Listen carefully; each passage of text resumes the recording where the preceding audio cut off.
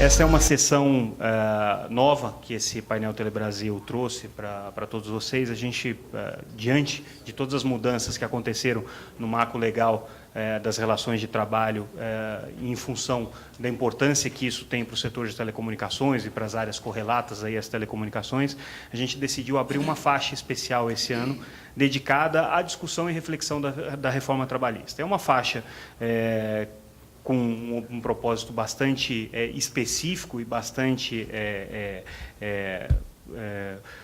restrito a um conjunto específico de funcionários e de colaboradores das empresas de telecomunicações, das empresas de tecnologia da informação e comunicação, mas ainda assim a gente considerou que seria fundamental ter um aprofundamento com relação a esses debates. E ao longo do dia de hoje a gente vai ter uma série de apresentações que vão refletir um pouco sobre os impactos e as implicações da reforma trabalhista no setor de TICs como um todo, mais especificamente no setor de telecomunicações.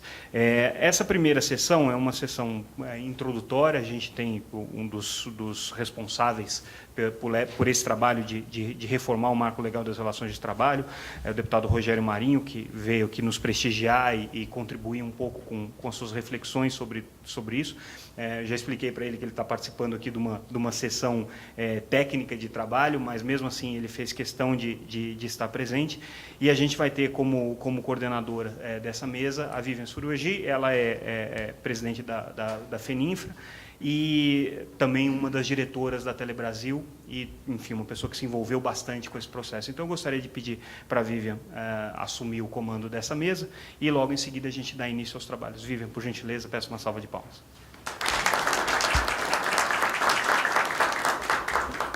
Bem, bom dia a todos. É um prazer estar aqui. Deputado Rogério Marinho, nos conhecemos. Eu tenho o prazer de ter acompanhado o seu trabalho, né? Tudo que nós falamos aqui no Brasil de assuntos polêmicos que exigem uma grande coragem para enfrentar e tentar encontrar soluções, o deputado Rogério Marinho está envolvido. Então, eu gostaria de chamá-lo à mesa, por favor, uma salva de palmas.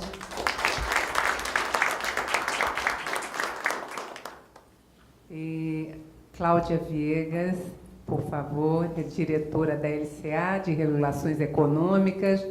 Ela foi secretária do Ministério da Fazenda e escreveu um livro muito interessante, Fazendo Negócios no Brasil. Realmente é bastante difícil fazer negócios no Brasil ultimamente, não é?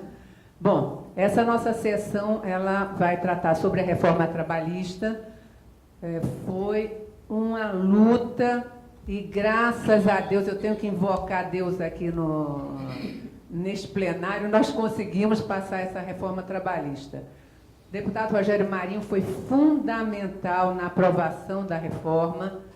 Nós passamos por diversos percalços, diversos interesses contrariados, os trabalhadores com suas posições, os empresários com outra posição, às vezes são posições coincidentes, o Brasil necessitando de uma agilidade numa CLT que é totalmente retrógrada, de 1943, né? Quando a mulher precisava não ter como chefe o marido ou o irmão, pai, não sei lá, para ascender a um posto de trabalho. Imagina isso hoje em dia. Né? No Brasil, que era rural, mais de 60% da população vivia no campo. Então, foi muito importante. Nós temos um grande problema com a questão de ações trabalhistas, nós temos um grande problema de desincentivo ao investimento e ao empreendimento, e por isso eu gostaria de passar a palavra para o deputado Rogério Marinho para fazer as considerações pertinentes. O celular... apagado, por favor, e no Vibracol, e nós podemos fazer perguntas aqui pelo site, tá bom? Obrigada. Bem, bom dia a todos e a todas. Obrigado, Vivian, pelas generosas palavras aí iniciais. Eu tenho aqui uma apresentação, mas se me permitem eu vou conversar um pouco aqui com vocês, fica melhor, né? Ao invés de me debruçar sobre a apresentação. O processo em si, ele tem uma contextualização. Todo mundo aqui que está no ramo, que está no setor de telecomunicação, como em diferentes setores da economia brasileira, ao longo do tempo, vem acumulando, eu diria, necessidades de modernização que iam sendo procrastinadas. O Brasil passou por um período de bonança financeira, principalmente a partir de 2003, 2002, né? Esse crescimento grande da Ásia, né? Da China, dos países do leste europeu, e o país estava tão bem que não fez o seu dever de casa, né? E os próprios empresários também se acomodaram nesse processo, né? A coisa estava tão boa, disse para que reclamar, mesmo que a questão tributária não seja adequada, mesmo que a política fiscal não seja ideal, mesmo que o marco regulatório da legislação trabalhista seja ultrapassado. Se fizer uma conta de somar entre mais e menos, a gente está ganhando muito mais do que perdendo, então vida que segue. Então nós perdemos aí uma janela de oportunidades, né? E essa janela de oportunidades talvez tenha dificuldade de se abrir no futuro, novamente, com a amplitude que ela teve no período que antecedeu o governo atual. Quando entra o Temer na presidência da República, ele veio com duas características que achei interessantes, né, e importantes para o país. Primeiro, ele não era candidato à reeleição. Não se elegeu pelo voto, não era candidato. E segundo, pelo fato de não ser candidato, ele estava disposto a fazer uma agenda reformista em contraponto ao governo que estava lá. Então, era uma oportunidade que deveria ser aproveitada pelo parlamento e pela sociedade brasileira. Hoje nós assistimos aí um presidente que tem índice de popularidade que estão beirando aí o chão, né? Por vários fatores que necessariamente não dizem respeito à economia, né? Mas o fato é que das 15 propostas que nós do PSDB fizemos ao presidente, 9 já foram implementadas, né, de uma agenda de reformas estruturantes do país. Em 2015, no início ainda no governo da presidente Dilma, nós fizemos uma frente parlamentar, que hoje é a segunda mais atuante do Congresso Nacional, a primeira é a da Agricultura, que é uma frente parlamentar em defesa do empreendedorismo, do comércio e dos serviços. Eu sou o presidente dessa frente, tem mais de 250 parlamentares. Então, todos os meses, nós chamamos alguém de relevância no país para fazer uma discussão de conjuntura, para conversar conosco sobre algum aspecto da economia que precisa, de alguma forma, ser dinamizada ou modificada em função do espírito do tempo. Bom, isso me posicionou para que eu aspirasse a ser o relator da reforma do trabalho. A presidente da República cai, o presidente Rodrigo Maia é reeleito, e no processo de negociação nós colocamos como partido e como frente a necessidade de que eu fosse o relator. Eu estou colocando aqui, contextualizando como aconteceu o processo, né? Então, eu sou o relator, e a primeira declaração do presidente Rodrigo Maia, após a sua eleição, é de que eu seria o relator da reforma do trabalho e de que o deputado Arthur Maia seria o relator da reforma previdenciária, que eram as duas reformas que estavam na pauta no início do ano passado, no final do ano passado. Quando eu pego o texto da reforma trabalhista, para mim foi uma enorme decepção, porque eu havia participado das discussões na Casa Civil, que antecederam o envio do projeto à Câmara, e era muito mais amplo o espectro que estava sendo idealizado para ser mandado ao Congresso Nacional. Mas o Ministério do Trabalho, que tinha interlocução com as centrais sindicais, num processo natural que acontece dentro dos governos, né, começou a podar o projeto, dizendo, olha, isso aqui é o que minimamente há consenso entre o trabalho e os empresários. E o que foi para lá, basicamente, foram algumas modificações no trabalho temporário, a questão do legislado do negociado sobre o legislado, para se dar uma consistência jurídica e uma segurança jurídica, e a regulamentação do artigo 11 da Constituição, que determina a criação de uma comissão de trabalhadores e empresas com mais de 200 empregados, que é um artigo que existe desde 1988, né? Então, regulamentar esse artigo. Então, era muito tímido o que chegou lá. E desde o princípio a minha estratégia foi ouvir todos, né? Ouvir todos. E eu tive aí, ao longo desse período de 7 meses, o privilégio de ouvir mais de 70 grupos diferentes que representavam o mundo do trabalho, empresários, trabalhadores, estudiosos do tema, professores universitários, técnicos, os mais variados, pessoas que tinham contribuições a dar. Eu recebi no meu gabinete mais de 700 pessoas nesse período, com esses grupos. Fizemos 16 audiências públicas com mais de 100 especialistas. Eu fui a 9 estados da federação e a nossa comissão foi a mais 6. Então, 15 estados da federação tiveram eventos relativos ao processo. Esse é o projeto de lei o segundo projeto de lei mais emendado da história do Congresso Nacional. Então, só na Câmara, mais de 1.300 emendas foram apresentadas ao projeto. E eu fui construindo um processo em que a ideia sempre foi aperfeiçoar o processo judicial, aperfeiçoar o processo judicial, retirar os excessos do direito material, equilibrar a questão do judiciário, que a justiça se tornava, naquele momento, uma justiça do trabalhador e não uma justiça do trabalho, de uma forma desequilibrada, o que gerava uma série de distorções, né? Então, coibir esses excessos. E, ao mesmo tempo, trazer a lei ao espírito do tempo. Porque, me permito, uma lei de 1943, que ao longo do tempo foi extremamente modificada, mas sempre na mesma direção.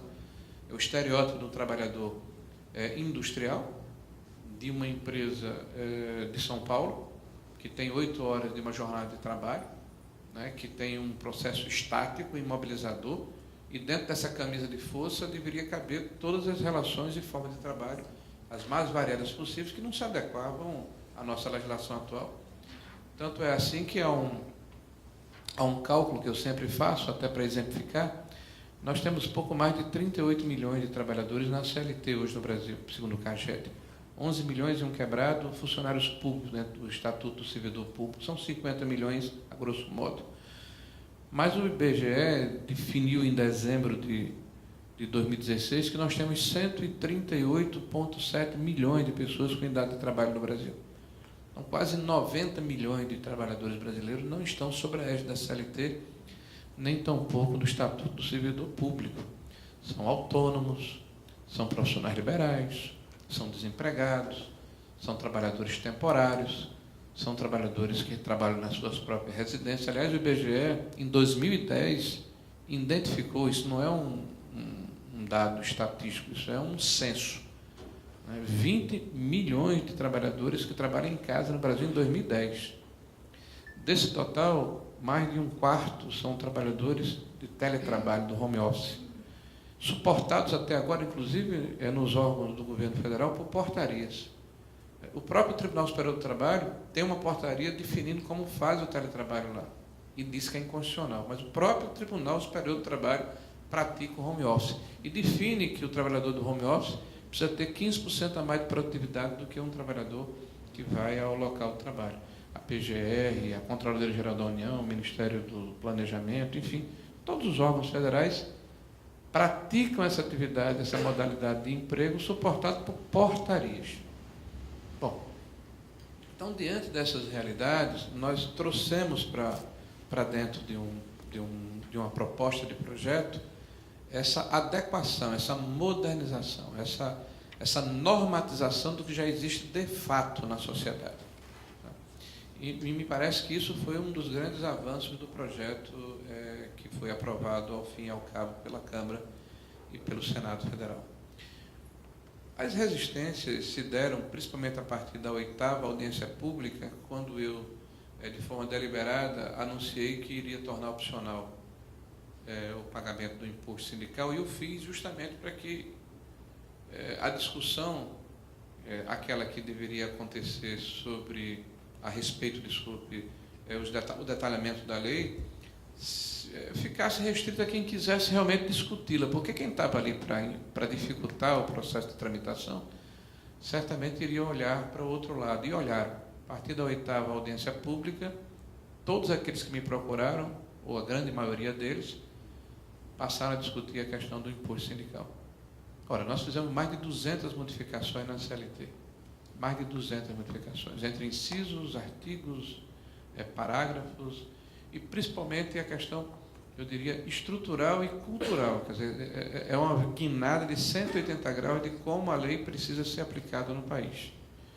Eu estava lendo hoje mais cedo um artigo de um dos grandes escritores conservadores do mundo, né, o português, e lembra aí, qual é o nome daquele Coutinho, acho que está na Folha de São Paulo, no Estadão de hoje. E ele fala que a nova esquerda está em polvorosa no mundo, porque a Hillary Clinton, que perdeu para o Trump, acusa todo mundo, menos ela, né?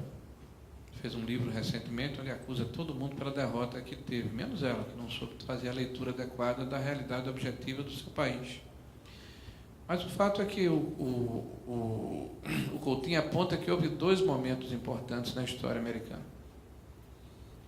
Primeiro é o Franklin Delano Roosevelt, né, do New Deal, né, em 1929, que ele ataca aquela hecatombe econômica que aconteceu nos Estados Unidos com uma teoria de mais Estado, né, que é uma teoria econômica muito falada hoje, né, onde o Estado americano ele interviu fortemente na economia local e reverteu, é fato, aquela condição aviltante que a economia americana e do mundo inteiro passava pela hecatombe da Bolsa em 29.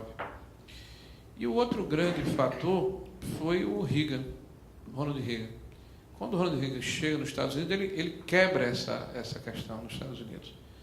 Então, é menos regulação, mais flexibilidade, menos Estado, mais liberdade econômica.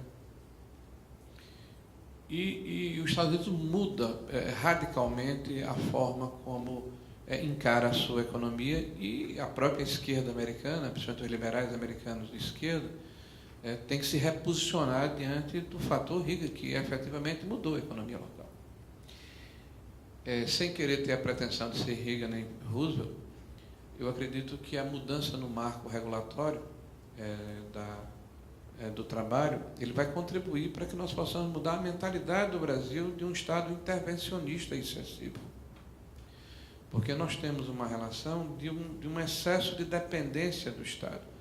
E eu falo isso, inclusive, em relação aos empresários brasileiros, que estão sempre buscando a intervenção do Estado para terem menos competição, maior subsídio, maior regulação no setor que lhes favoreçam em detrimento da economia como um todo.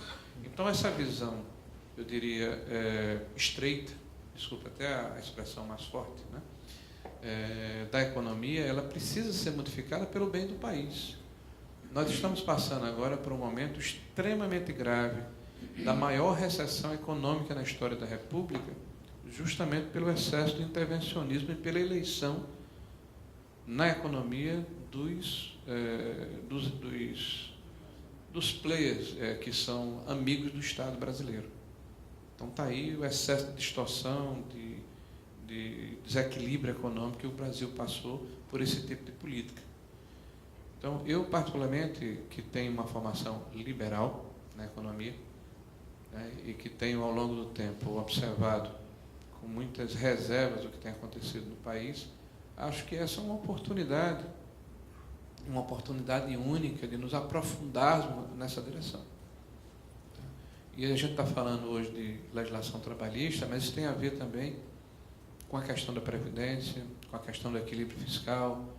Isso tem a ver com a nossa economia em relação ao futuro, porque é uma questão sistêmica, né? Não vai ser só o marco regulatório do trabalho que por si só vai modificar ou impulsionar a economia. Há um estudo divulgado pelo Banco Itaú, muito alvissareiro, né, que determina o crescimento de 3,2% do PIB nos próximos 4 anos em função da legislação do trabalho, uma acréscimo de 1,5 milhão de novos postos de trabalho. Eu diria que são, na verdade, um combate à precarização, à formalização de empregos que existem de uma maneira, eu diria, precária na economia, né? Mas é necessário muito mais. É necessário, inclusive, que nesse momento que nós estamos vivendo de pré-campanha eleitoral, em que as opções que estão colocadas na mesa, a mim pelo menos, intimidam e me dão um certo receio em relação ao futuro do país, né? Que aqueles que são formadores de opinião, aqueles que têm a capacidade de sensibilizar outros, né, saiam da sua zona de conforto. Porque na hora em que há uma ação política, qualquer que seja ela, deletéria, ela atinge a sociedade brasileira como um todo. Eu acho que esse é um momento único, ímpar, né, dessa transição, né, para que nós não tenhamos o retrocesso, pelo contrário, que nós possamos aprofundar essa trilha de reestruturação do Estado brasileiro, que está delineada aí na nossa frente, mas que pode, evidentemente, dar para trás. Bom, me desculpe, eu não me detive no processo propriamente dito. Eu quero só concluir aqui, que a gente vai ter um tempo aqui para conversar um pouco, fazendo um pedido aos senhores. Eu tenho percorrido o Brasil, já deu o break aqui no que eu estava falando, mas eu tenho percorrido o Brasil e tenho brigado com o governo, acredito que eu tenha sensibilizado, porque foi criado um grupo de trabalho no âmbito do governo federal, para que haja uma pós-venda da reforma trabalhista. Porque é uma desinformação deliberada sobre o que é a lei, né, feita por aqueles que não estão confortáveis com as mudanças que ocorreram. Então, eu tenho dito que os empresários precisam ganhar um tempo e conversar com seus trabalhadores, através dos seus RHs. Conversar com eles de uma forma franca, um sábado de manhã, fazer um café, tá? E dizer, olha, qual é a dúvida que você tem, tirar essas dúvidas. Mostrar que a reforma, ao contrário do que diz, não é nós contra eles, é todos nós juntos pelo Brasil. Tá? Mas esse é um trabalho que tem que ser feito como formiguinhas pelo Brasil inteiro. A CNI, a nosso pedido, inclusive, fez um aplicativo de celular chamado RT Conexão. Deixa eu ver se está aqui. Conexão RT. Está na loja do Google, está na loja da Apple, Conexão RT. Então, lá estão as principais dúvidas em relação à reforma trabalhista, estão tiradas lá as principais dúvidas. Se puderem baixar nos seus respectivos celulares, passar para o RH das suas empresas. E, por favor, vamos fazer a nossa parte no sentido de vender de forma adequada e correta, desmistificando as mentiras que são colocadas, porque ela tem que ser apropriada. Eu tenho dito, e vou concluir, que eu também sou empresário. Pequeno empresário, é verdade, mas também sou empresário. Então, eu sei as vicissitudes que é empreender no nosso país, né? As dificuldades que a gente tem. Então, mais do que nunca, para a gente andar para frente, para a gente ter êxito e sucesso no que a gente faz, os nossos funcionários têm que ser nossos parceiros. Imagina uma empresa que o funcionário se sente esbulhado, desconfortável. Essa empresa não vai para canto nenhum. Então, a gente tem que trazer essas pessoas para o nosso lado. E a gente traz contando a verdade, falando a verdade. Então, se vocês puderem nos ajudar, ganhe um pouquinho de tempo, sente com os funcionários e contem eles o que é a reforma trabalhista e tirem as dúvidas deles. Porque eles estão sendo desinformados por sindicatos mal intencionados que não têm interesse que a reforma pegue no país. Então, muito obrigado aí, vamos ao debate.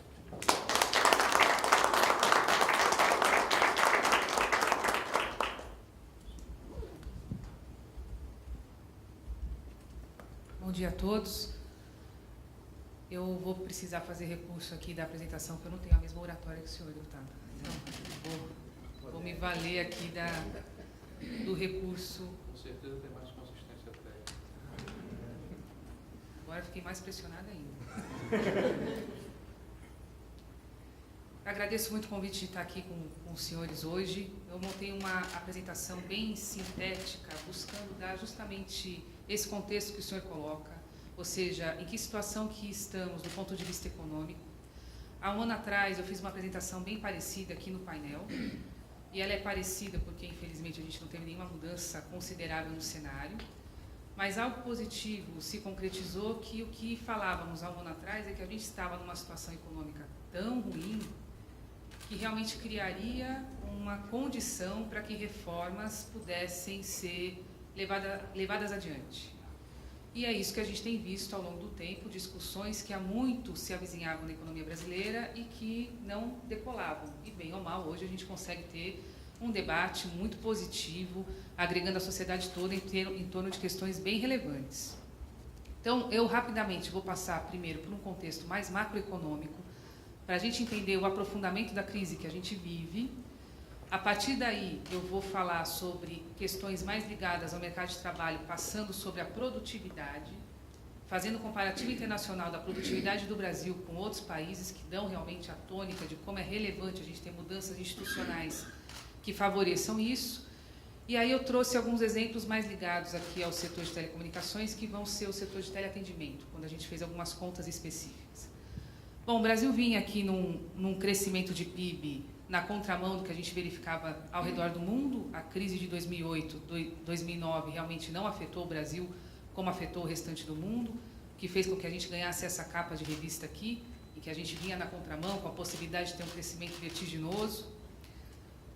As taxas de crescimento não se mostraram sustentáveis, a gente rapidamente estagnou a taxa de crescimento e fez com que o PIB per capita ficasse constante, a taxa de crescimento já caindo um pouquinho, o que rapidamente nos levou para essa outra capa de revista aqui, em que a gente não concretizou o nosso potencial de chegar à quarta economia do mundo em 2014, ficamos na posição número 7, com uma tributação extremamente onerosa, uma baixa competitividade tratada principalmente por uma questão de produtividade de mão de obra. Chegamos aqui em 2015, 2016, com dois anos consecutivos de queda. Vale dizer que desde 1930, 31, a gente não enxergava isso. A queda 30-31 acumulada era ao redor de 4%. 2015, 2016 superou 7% de queda. Ou seja, essa queda ela é muito grande, a recuperação virá, mas vai ser uma recuperação lenta, condizente com o tamanho do tombo que a gente tomou. Nossas expectativas se mantêm, que só em 2021 a gente recupera o que a gente já foi em termos de PIB per capita em 2013. E a capa mais recente de revista aponta isso aqui, que é um tanto quanto assustador pelo seguinte: ficar parado em 30, 31, ficar parado na década de 80, o mundo não decolava, né? Hoje a gente vê um mundo vivendo a quarta revolução industrial, então a gente tem uma paralisia quando os países decolam, é mais gravoso ainda, o que impõe uma urgência muito grande nessas reformas que a gente está discutindo aqui. Taxa de desemprego crescente, um pico de inflação nesse pico de desemprego que faz com que a renda per capita sofra ainda mais.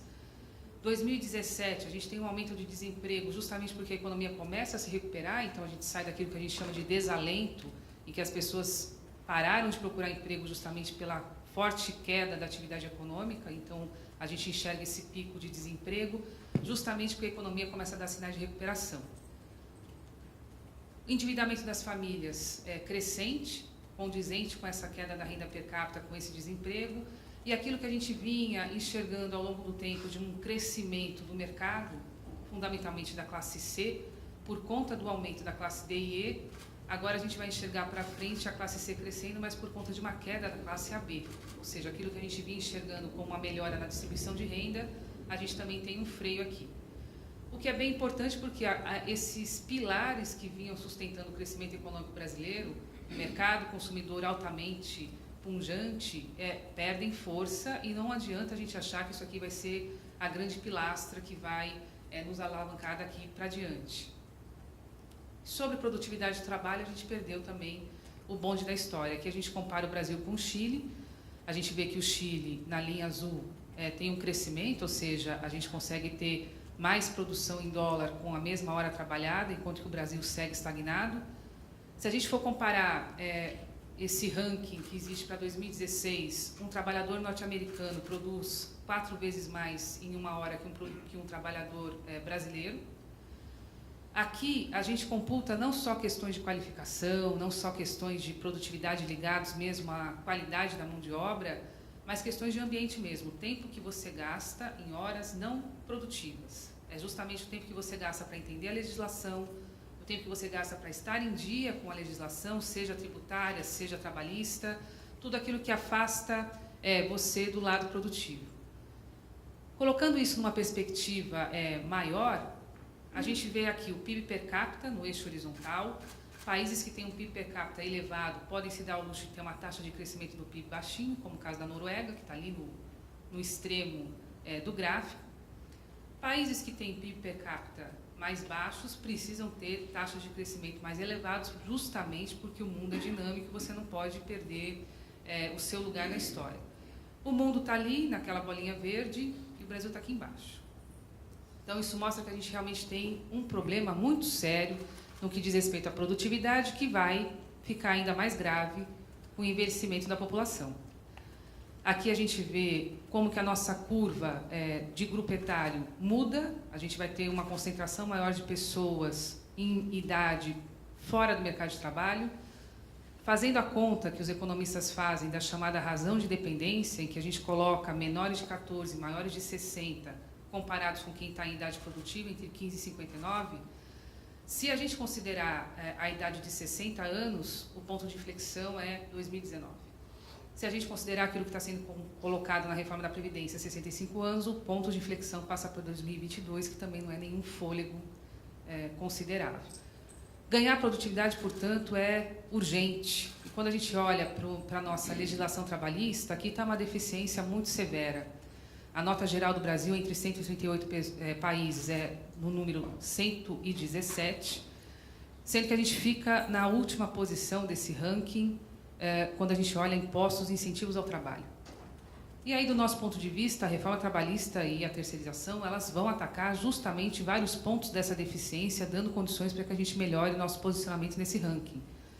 Pela flexibilidade para contratar, pela flexibilidade de horários e de salários, remuneração e produtividade, custos de demissão, um mercado mais flexível, condizente com as evoluções que acontecem a todo tempo pelo lado produtivo, capaz de atrair mais a participação de mulheres, capaz de atrair de maneira adequada a participação de mão de obra estrangeira, promoção de capacitação de mão de obra e por aí vai. A gente tem vários estudos sobre a eficiência econômica de se ter a terceirização, derrubando vários mitos sobre, por exemplo, que a terceirização aumenta acidentes de trabalho. A gente consegue demonstrar que não, que reduz o acidente de trabalho justamente por você ter uma mão de obra mais especializada e, consequentemente, mais bem treinada para aquilo que ela desempenha.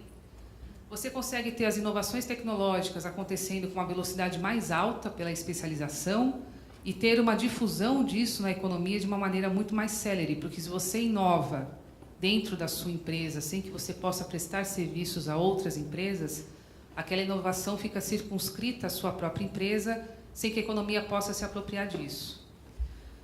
Isso também tem um apoio muito claro na teoria econômica, desde o pai da teoria econômica, que é o Adam Smith, considerado ali o berço da ciência, em 1776, até teorias mais recentes, em que a gente tem aí custo de transação e outros itens que são bem relevantes para você ganhar competitividade e reduzir custos produtivos.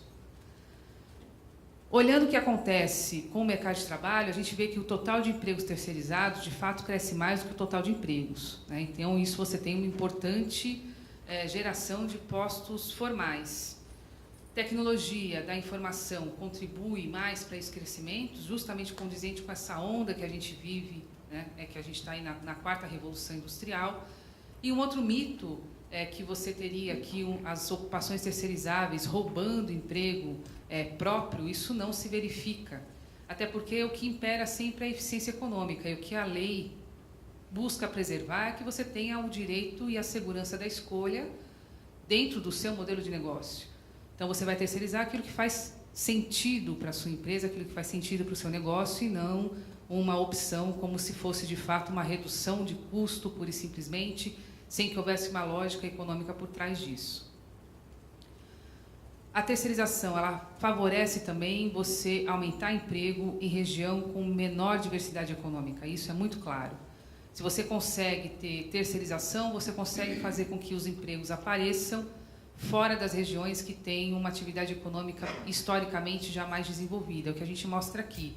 Emprego formal terceirizado na região norte e nordeste cresce muito mais do que nas demais regiões e supera o crescimento do emprego formal total.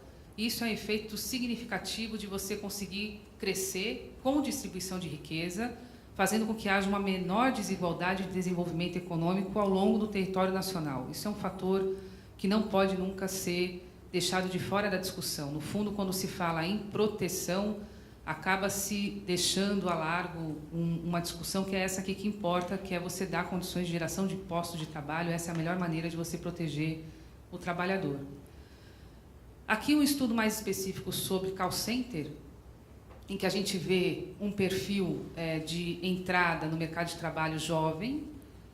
Ele tem um tempo mais curto no setor, justamente porque ele consegue se capacitar e ele migra para empregos de maior renda, o que gera, inclusive, um efeito positivo do ponto de vista previdenciário, quando a gente vê o ciclo de vida desse empregado. Quando ele consegue ingressar no mercado de trabalho formal, ele rompe com uma trajetória familiar em que você vê pais sempre atrelados à informalidade ou a negócios próprios. Ele consegue ingressar na formalidade, consegue ter acesso à capacitação e ele realmente interrompe uma trajetória familiar que há muito se via. É um perfil, portanto, que a gente enxerga aqui como idade mais baixa do que a média, uma jornada mais baixa que corrobora com essa ideia de você conseguir conciliar com capacitação. Quando a gente olha isso numa matriz em som-produto, em que a gente isola esse setor de contact center e consegue ver, justamente pela quantidade de volume de trabalho que ele gera e a capacidade de salário que ele gera, a gente vê o quanto que ele contribui para o crescimento econômico. A gente fez esse cálculo, fizemos um choque de 1 milhão investido no setor de contact center e vimos o quanto que isso prospera na economia com os efeitos encadeados para trás e para frente. A gente tem um potencial de geração de produção, valor adicionado e ocupação acima do que a gente vê na média da agropecuária e da indústria. O volume de empregos é praticamente o dobro do que a gente gera na média da indústria. Consequentemente, o volume de salário que você gera, dado que você é uma mão de obra intensiva, é extremamente expressivo, o que faz com que você tenha uma atividade que tenha um potencial muito grande de gerar recursos para a economia, justamente pelo seu potencial de empregabilidade. A gente fez outros tipos de estudo para setores que também são altamente favorecidos com essa discussão da terceirização e da reforma trabalhista, por exemplo, venda direta. Venda direta também tem aí uma série de incertezas, uma série de inseguranças que a reforma da terceirização, esse marco legal, impõe uma segurança jurídica muito favorável ao crescimento disso. Vale dizer que essa atividade de venda direta tem ainda um caráter mais importante no domicílio, ao ter várias evidências que mostram você conseguir reduzir um cenário de violência doméstica, ao gerar dentro do domicílio a possibilidade de independência de renda de uma mulher que esteja ali numa situação de risco. Então, isso ainda nos gera aqui uma série de externalidades positivas, a gente enfrentar questões sociais que são uma verdade aí em todo o nosso território. A venda direta também tem um poder de emprego grande, também permite conciliar a atividade com capacitação, o que corrobora muito essa nossa necessidade de ganhos de produtividade, que é isso que a gente precisa. Então, já indo aqui para as conclusões, o que a gente vê do cenário macroeconômico é que a gente tem uma urgência gigante em ganhar produtividade e competitividade. Então, como eu mostrei, desde 2013, a gente tem uma queda constante no crescimento nas taxas de crescimento do PIB per capita. Eu até brinco que em 2013, buscando ter lá uma explicação bem enfática sobre o que aconteceu, eu brinco que foi quando o Papa argentino assumiu. Deus continua sendo brasileiro, mas o primeiro-ministro passou a ser argentino. E aí, desde 2013, a gente tem uma queda constante no PIB per capita. E isso imprime aí uma urgência, sem dúvida alguma, de se ganhar produtividade e competitividade. O que essa crise tem de bom é que ela reduz completamente a tolerância a esse sistema que a gente tem hoje. E cria, de um jeito ou de outro, condições para que essas reformas estejam na pauta da urgência do dia, estejam em discussão, e fica aqui a nossa torcida para que isso prospere, porque do ponto de vista de cenário econômico, é justamente isso que a gente precisa para evoluir. Tanto a reforma trabalhista quanto a lei da terceirização vão justamente na direção de fazer com que a economia possa superar esse momento sério que a gente atravessa agora. Eu fico completamente à disposição de vocês para esclarecer dúvidas, tanto agora quanto depois. O material vai estar disponível para vocês com os nossos contatos. O Fernando Sacon, que é o economista que me acompanha nesse estudo, está aqui também, vai passar hoje e amanhã o dia inteiro com vocês. Então, a gente está completamente à disposição para qualquer detalhe mais. Muito obrigada.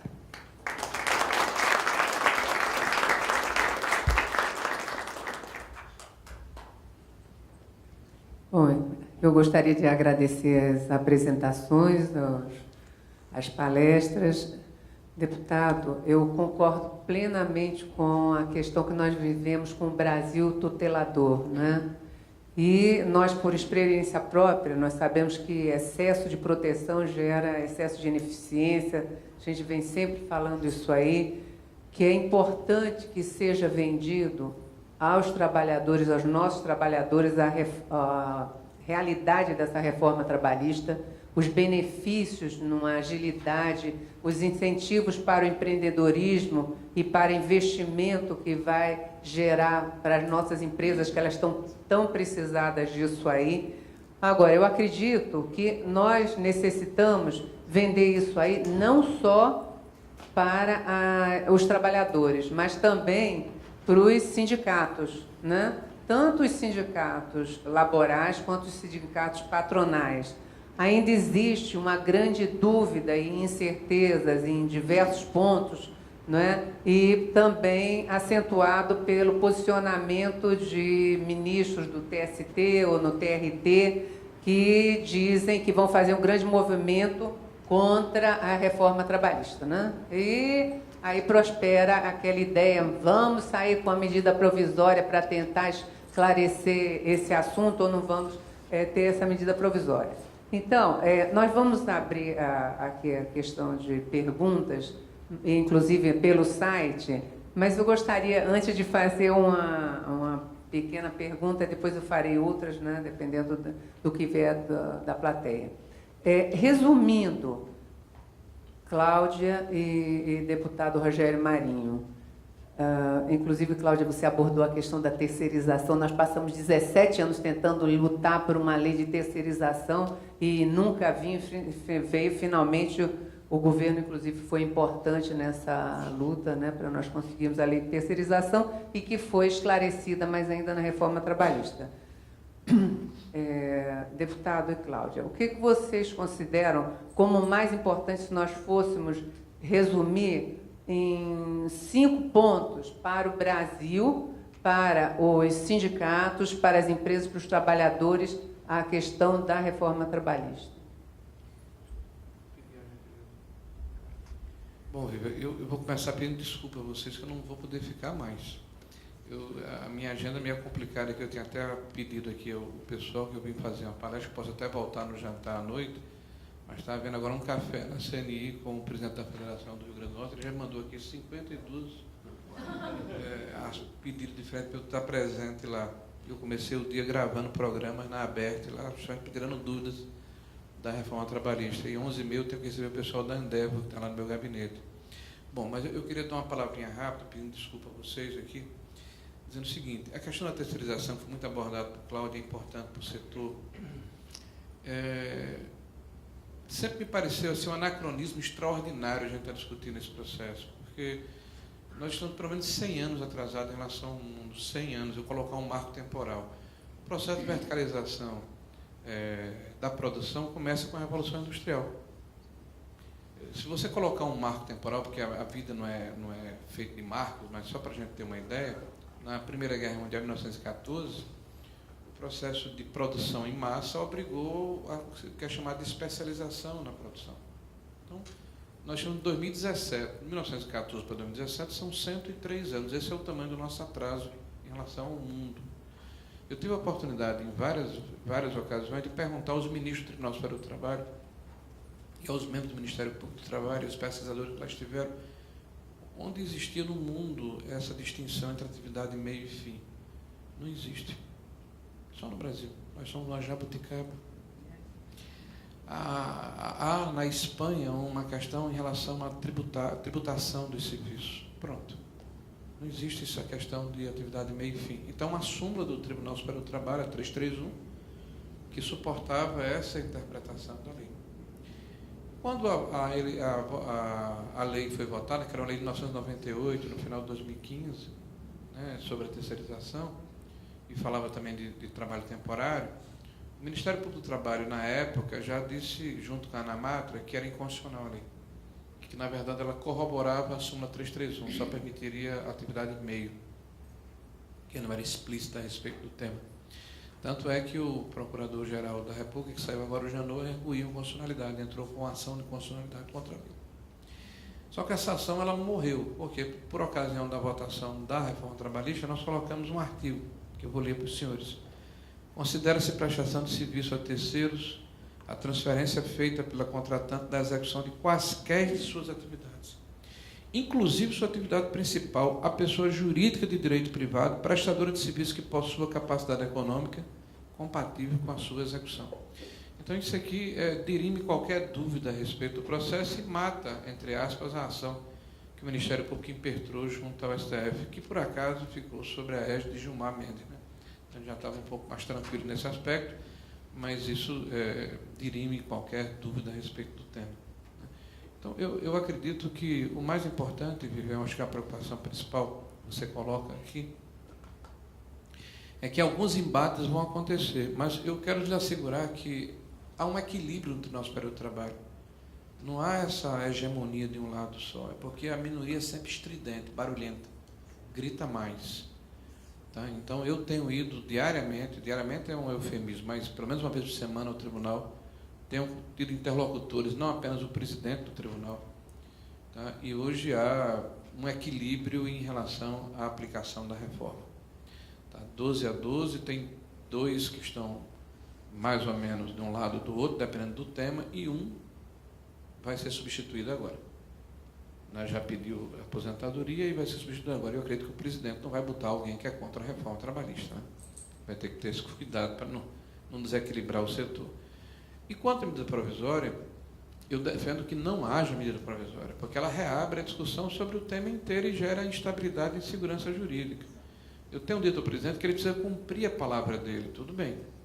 Ele tem que cumprir a palavra porque ele deu a palavra na tramitação do Senado da República. Mas o instrumento para eventual aperfeiçoamento da lei deve ser um projeto de lei de urgência constitucional, que aí haveria uma segurança maior sobre a tramitação dele dentro do Congresso Nacional. É isso que eu tenho defendido. E, por fim, a questão dos sindicatos. O Brasil tem uma distorção extraordinária, Vivian. Nós somos também uma jabuticaba nesse processo, porque não há parâmetro de comparação com nenhum país do mundo, né? Vamos pegar aqui a Argentina, são 100 sindicatos laborais, a gente tem 11.700 e tanto, né? O Reino Unido, que é o berço do movimento sindical, tem 168, aqui tem 11.700 e tanto. A Alemanha, que tem sindicatos fortes que param o país, tem 12 sindicatos, 12. Aqui tem 11.300 e pouco. Então, para não ir muito longe, é evidente que essa distorção se dá pela maneira como nasceu a lei trabalhista, porque o Getúlio Vargas imaginava que os sindicatos deveriam ser um apêndice do governo. Então, criou a unicidade sindical, que é uma questão que está na Constituição, não poderia mexer, e criou um imposto sindical obrigatório. Nós quebramos uma das pernas. Tá? Mas, para quebrar essa perna, nós não quebramos contra os sindicatos. Nós quebramos essa perna contra os sindicatos pelegos, aqueles que existem muito mais como um biombo para recepcionar esse recurso e usar com outros fins que não a atividade sindical, e, ao mesmo tempo, fortalecer os sindicatos que verdadeiramente fazem o seu trabalho e são importantes para a celebração de acordos e convenções coletivas, para fazer a mediação entre o capital e o trabalho, né, para representar de forma digna os seus associados. Esses vão sobreviver, porque quem tem um sindicato desta forma vai sentir à vontade para contribuir com o seu sindicato. E os sindicatos que realmente não representam nada vão ficar pelo meio do caminho e vai ser bom para o mundo do trabalho. Então, me desculpe aqui não ficar muito tempo, agradecer aqui a paciência dos senhores e das senhoras. Eu não sou de correr de debates, mas, infelizmente, o dever me chama. Então, muito obrigado, vou tentar voltar à noite.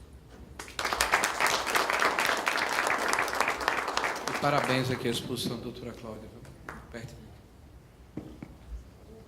Bom, vamos continuar com perguntas e debates, né?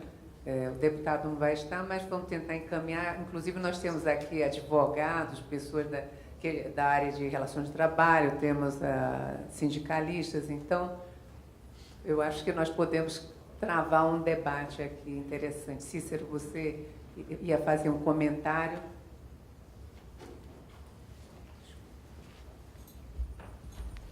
Bom dia a todos, meu nome é Cícero Penha, eu represento o Grupo Algar aqui nesse fórum.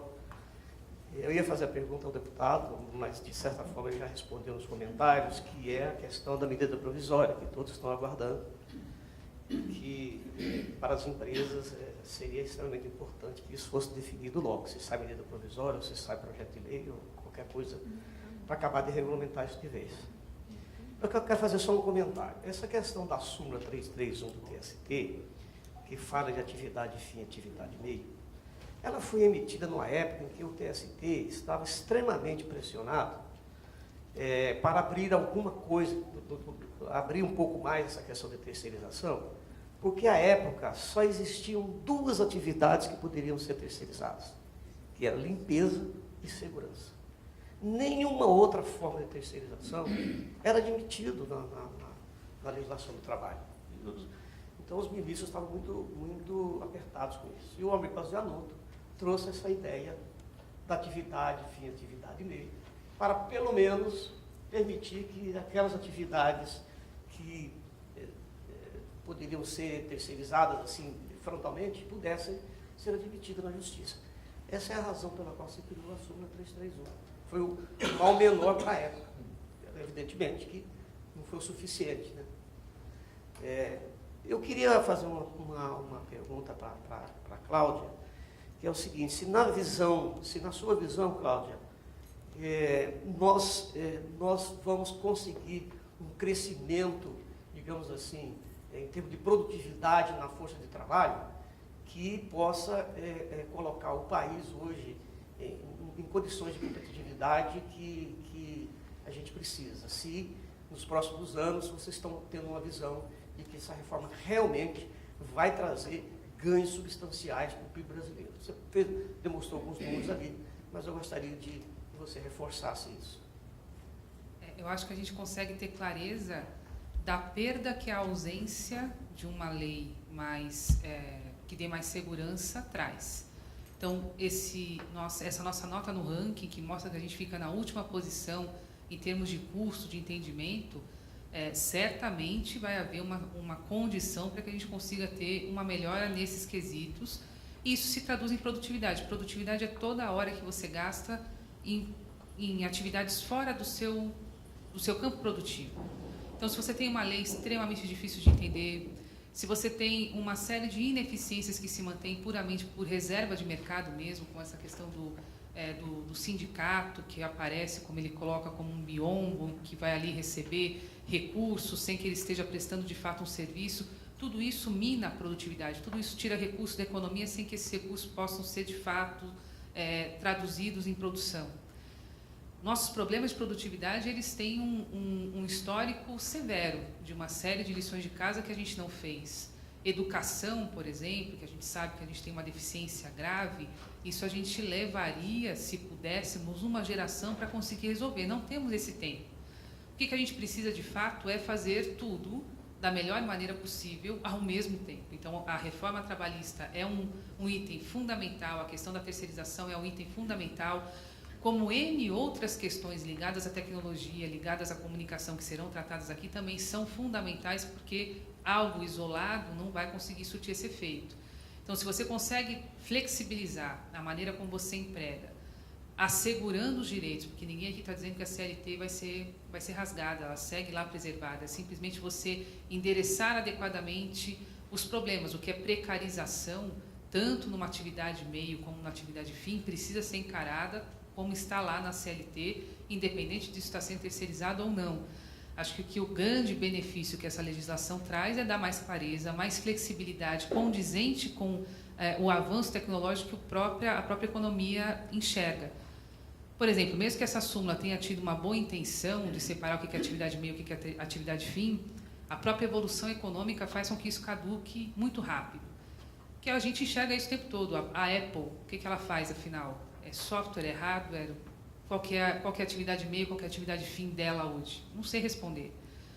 Um Magazine Luiza, qual que é a atividade fim dela?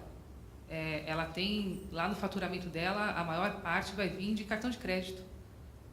As redes varejistas hoje com cartões próprios, você não consegue mais saber se a atividade meio, se a atividade fim dela é a venda ou a intermediação financeira que ela faz daquela venda.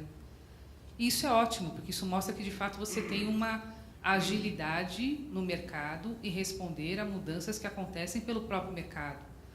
Se a lei te engessa, automaticamente ela vai engessar todo e qualquer avanço, Então, ter uma lei que preserve direitos, que dê condição para que o trabalhador escolha um sindicato pelo qual ele realmente se sinta representado e sinta que aquele sindicato, de fato, brigue por ele, faça valer os direitos dele, e não ele ter lá um direcionamento dado por uma reserva de mercado que ele não enxerga.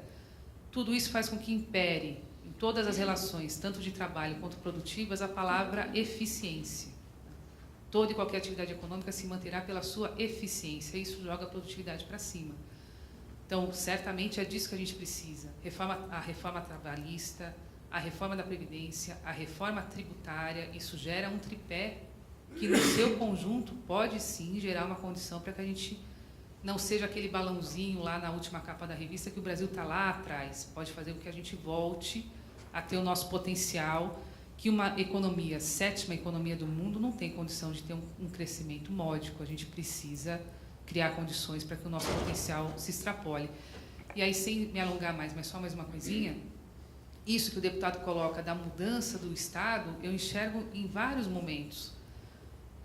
A gente tem a oportunidade de estudar lá diversos setores da consultoria. Quando você olha, por exemplo, a política Combustível Brasil, vem no direcionamento de mostrar a saída da Petrobras em vários segmentos para a entrada de privados em diversos segmentos.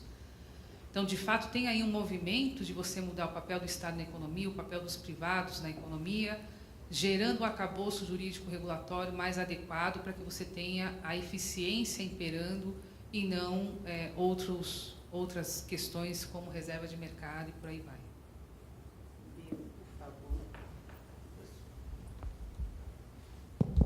Bom, na realidade, bom dia, eu queria fazer a pergunta mais para o deputado, já que ele não está aqui, ou a Cláudia, ou a Vivian. Está à noite, né? Mas à noite não vou poder ver essa pergunta, Levi. Então, ou quem possa respondê-la aqui. Basicamente, a medida provisória, ela é especificamente para o assunto contribuição sindical, ou se fala dela de outros pontos da lei? Ponto 1. O segundo além desse assunto de medida provisória, essa lei ainda tem que ser regulamentada no Congresso, ou não? Ou ela poderá entrar em vigor imediatamente?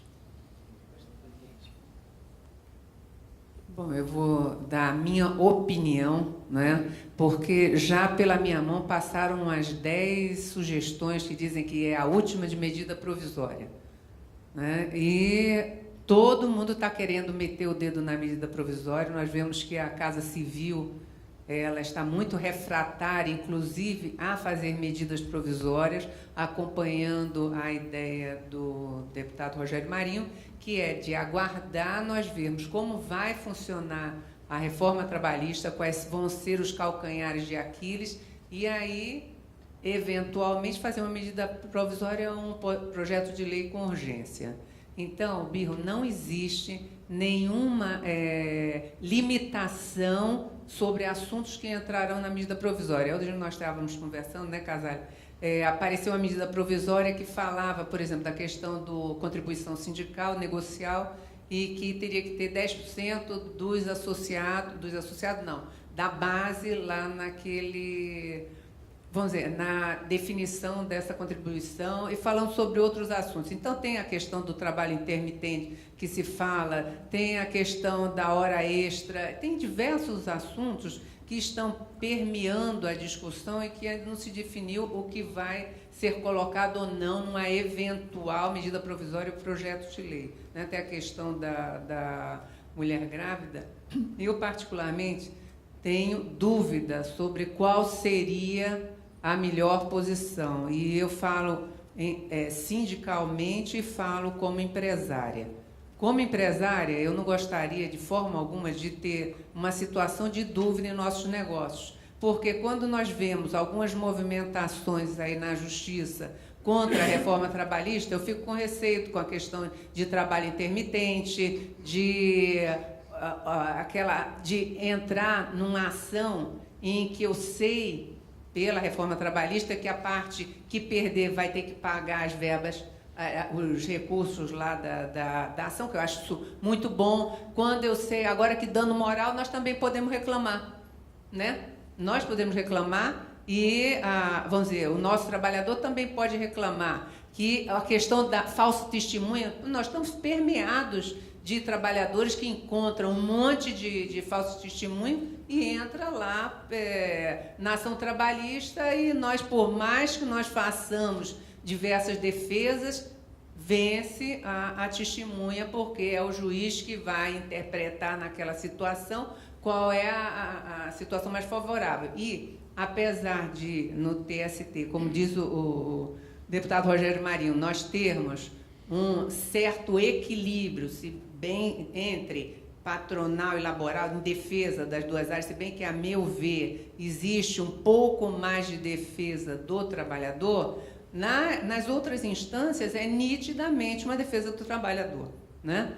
Então, eu creio que talvez fosse interessante nós abordarmos alguns assuntos que estão preocupando. E concordo muito com Cláudia quando ela diz que não só a reforma trabalhista vai resolver o problema do país, né? Temos a questão dos sindicatos. Os sindicatos estão gritando, né? Os sindicatos laborais, eles estão falando, esta reforma trabalhista foi uma reforma trabalhista para o patronal, né? Só eles são beneficiados.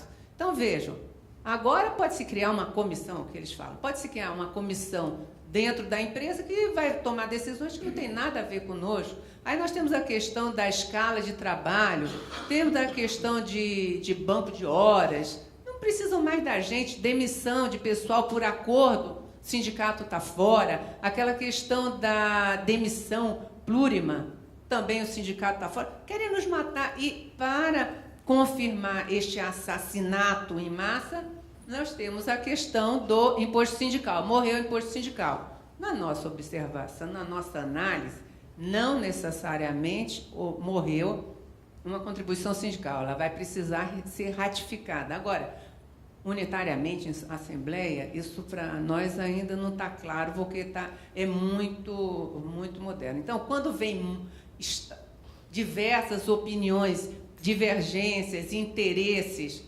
como diz Cláudia, no meio do processo, talvez fosse interessante regulamentar alguns assuntos sem nós perdermos a reforma trabalhista. Certo? Então precisa regulamentar algumas coisas. Algumas coisas, sim. Algumas coisas, sim. E precisa ser votado, né? A princípio, ou por projeto de lei ou por medida provisória.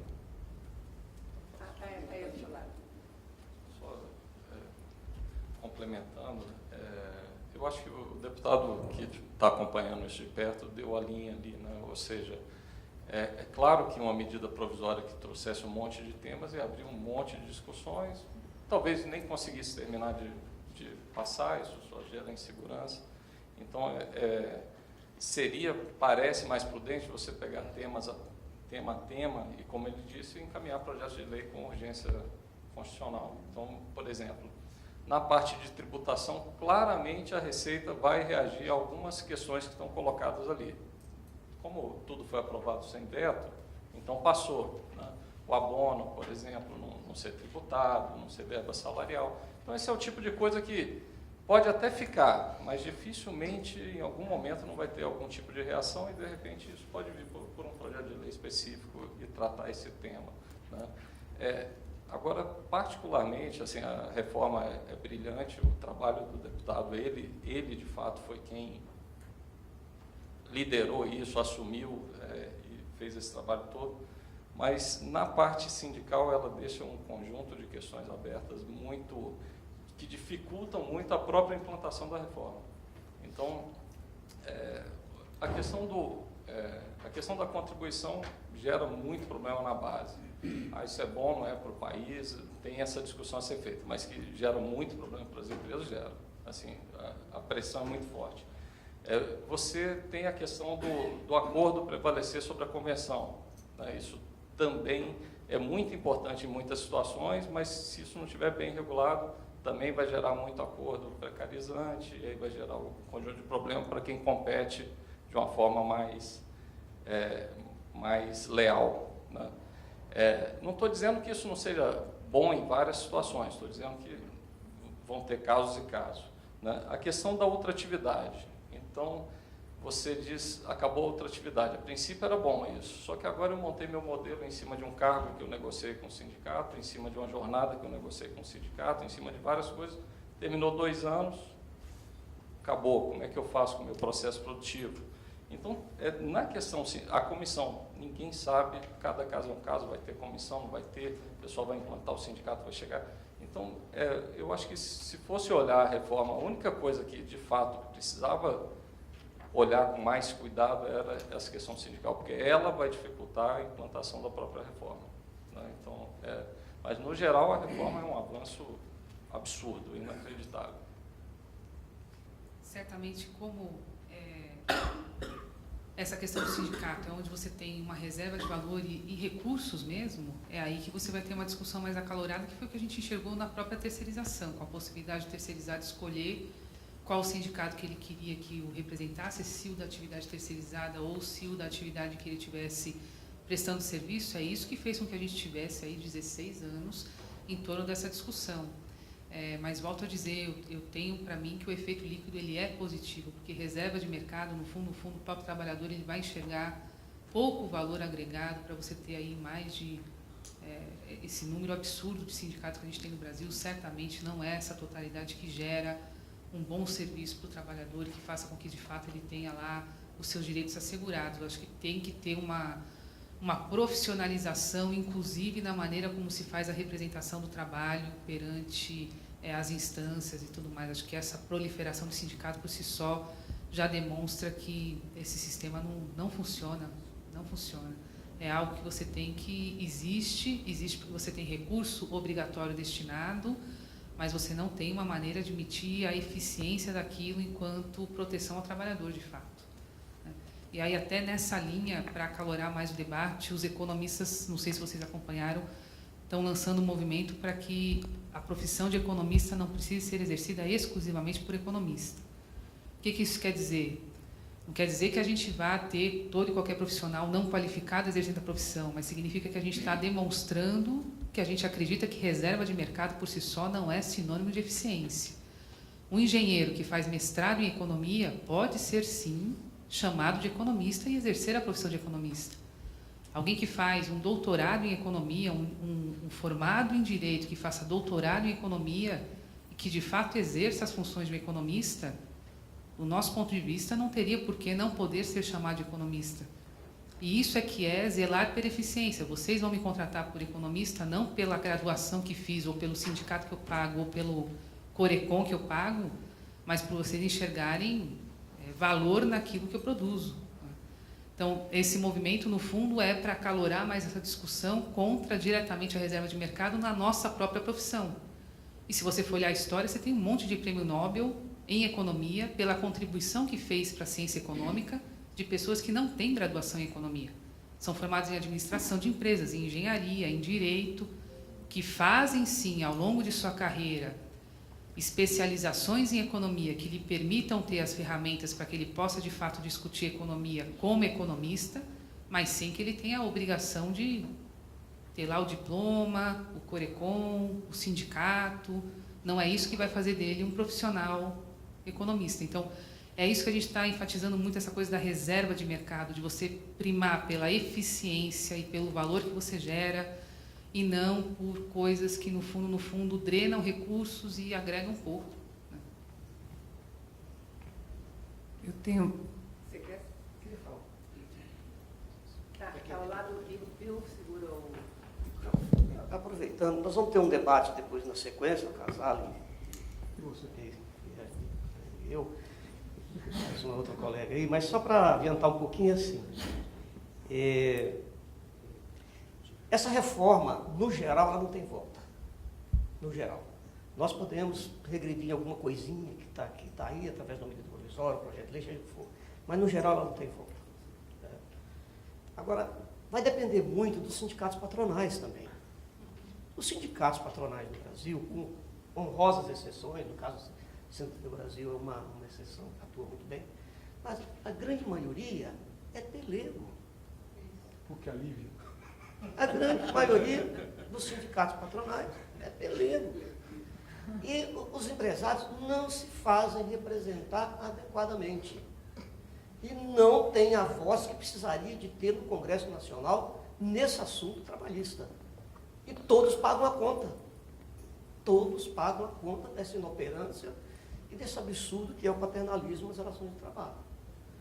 Então, acho que um dever de casa que todos nós vamos ter aqui é conversar com o nosso pessoal interno, esclarecer bem isso para as lideranças, para que isso seja exercitado na sua plenitude e dentro da boa-fé com a qual foi construída a reforma, mas também o dever de casa é nos fazer representar nas instituições que representam o nosso ramo de negócio.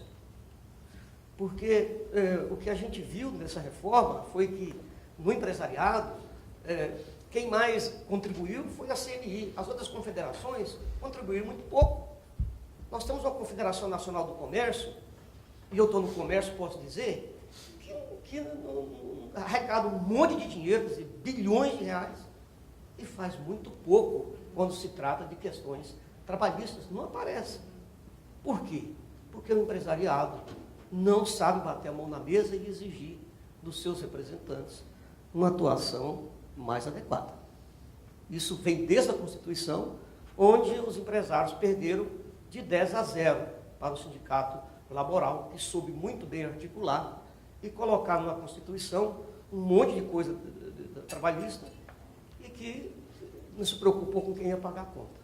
Então, nós vamos ter que agir fora do ambiente interno da empresa, vamos ter que agir também nas instituições. Cícero, isso é um histórico brasileiro, né? O trabalhador vamos pedir R$5 de aumento, junta todo mundo e para uma empresa. Agora, empresário, não.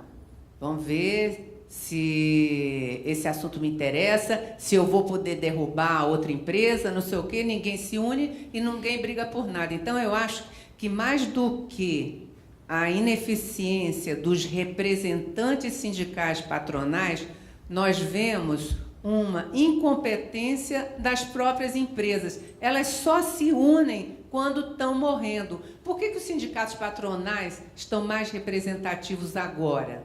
Por quê? Porque a nossa economia está muito ruim. Nossa economia, como falou o deputado, recessão, 3 anos consecutivos de crescimento negativo. Então, a gente está numa situação muito ruim. Então, vamos nos juntar. Quando estão morrendo, nos juntamos. Você vê, a FEBRABAN participou, mas não apareceu muito. Eles estão equilibrados. Realmente, a CNI, eu concordo contigo, foi a que foi para frente do assunto. Bom, nós só temos mais 10 minutos. Tem umas perguntas aqui via aplicativo. Cláudia, algum setor é mais beneficiado do que o telecom? E seria o setor de tecnologia da informação, os TICs? Acho que os setores mais dinâmicos tendem a se favorecer mais de uma lei que seja mais flexível, até porque quando você tem um ambiente que tem uma lei que data de 70 anos, é muito difícil que ele abarque um dinamismo econômico de setores novos. Então, por exemplo, um automóvel Tesla. Tesla é uma indústria de automóvel? Provavelmente a gente vai ver ela disputando o mercado com quem tradicionalmente aí está e possivelmente vai ultrapassá-los muito rapidamente.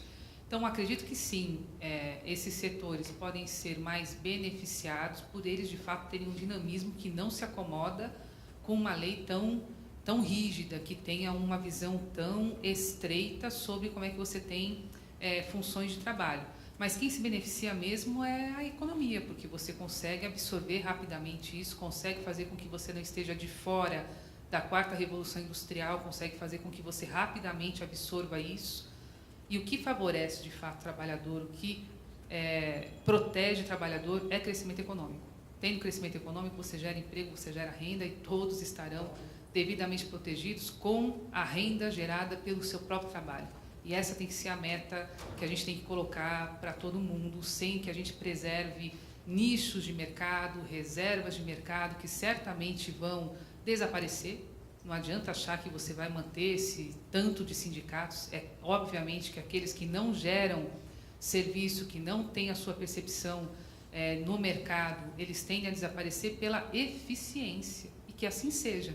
É uma maneira de você realmente tornar a economia mais eficiente, fazer com que o trabalhador esteja efetivamente mais bem representado e você possa ter como mira de todo mundo favorecer o crescimento econômico. Isso é que faz com que todo mundo prospere.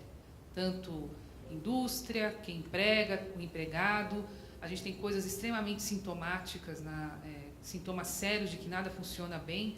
O passivo trabalhista que a gente tem no Brasil mostra que você tem uma indústria que é uma indústria caça-níquel em torno de brechas de interpretações que faz com que você tenha passivos trabalhistas completamente fora da realidade daquela atividade exercida, com correções que se aplicam nesses passivos que tornam aquilo por si só uma aplicação financeira que posterga qualquer acordo, porque ter aquilo rodando mais tempo faz com que você tenha um ganho, um sobreganho absurdo. Então, você tem que atacar isso, certamente, para favorecer, como já disse, crescimento econômico. É isso que mais protege o trabalhador, sem dúvida alguma. Perfeito. Realmente, eu considero ainda um risco investir no Brasil. Graças a Deus, de novo, Deus veio aqui a reforma trabalhista, né? Bom, e temos uma última pergunta. A transformação digital deve substituir muitos postos de trabalho no setor de call center. Nós realmente estamos sentindo isso aí. E ninguém segura transformação digital, ninguém segura desenvolvimento. Nosso setor de telecomunicações muda a cada hora, a cada minuto, não tem jeito e nós temos que apoiar essas mudanças. Esta perda será compensada em outros setores? Acho que esse setor ele tem essa grande característica de ser a porta de entrada de um pessoal jovem não qualificado.